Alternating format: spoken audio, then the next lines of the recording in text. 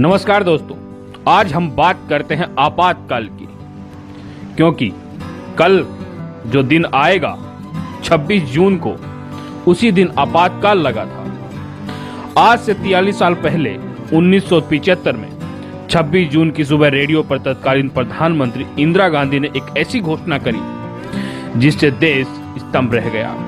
Radio पर इंदिरा गांधी की आवाज में संदेश गूंजा जिसे पूरे देश ने सुना।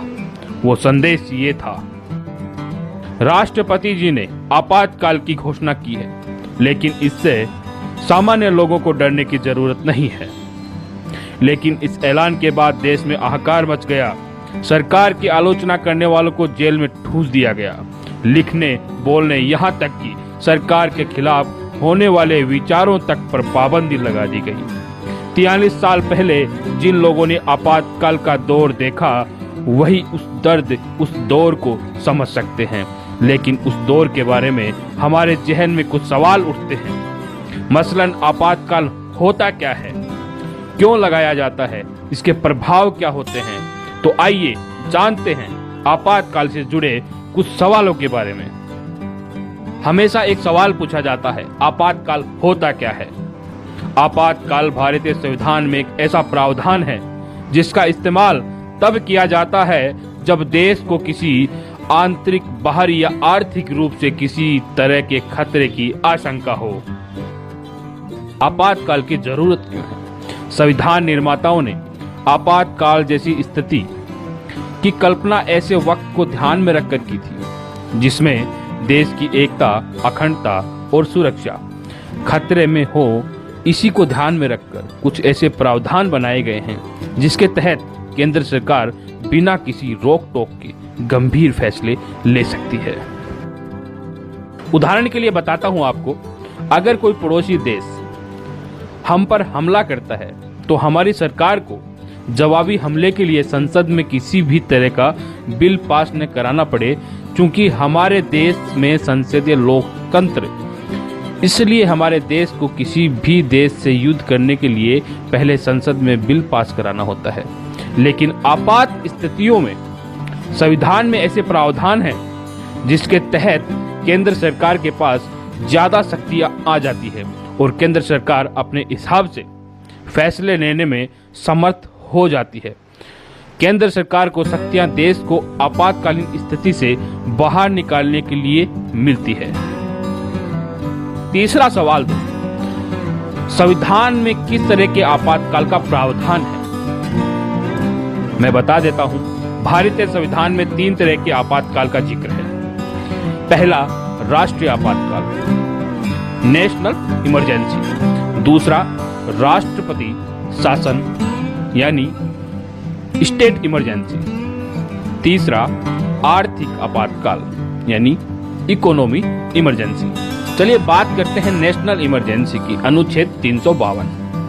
देश में नेशनल इमरजेंसी का ऐलान विकट परिस्थितियों में किया जाता है। इसका ऐलान युद्ध, बाहरी आक्रमण और राष्ट्रीय सुरक्षा के आधार पर किया जा सकता है।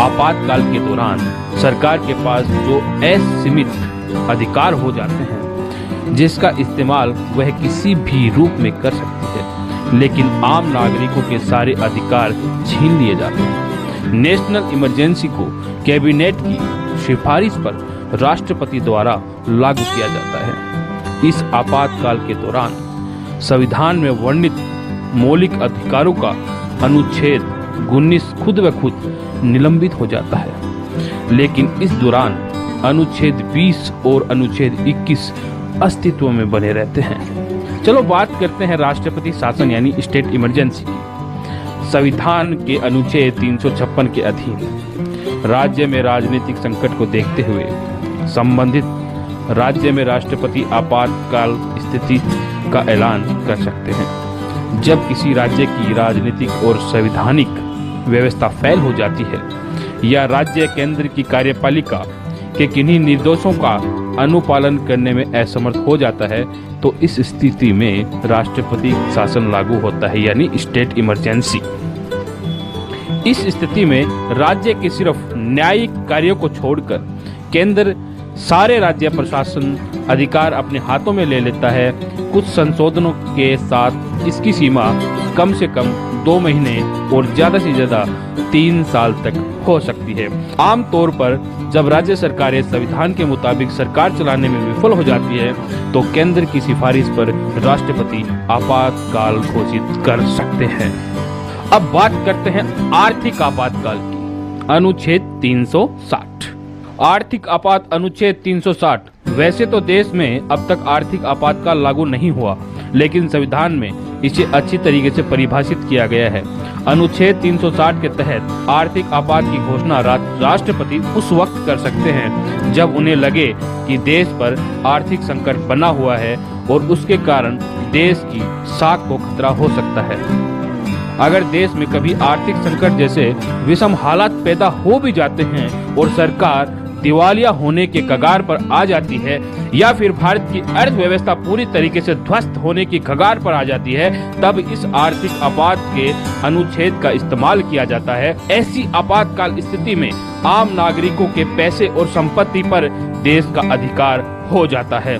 बता दें कि भारतीय संविधान में जिन 3 आपात स्थितियों का जिक्र किया गया है उनमें से आर्थिक आपात को छोड़कर बाकी दोनों लागू हो चुके हैं।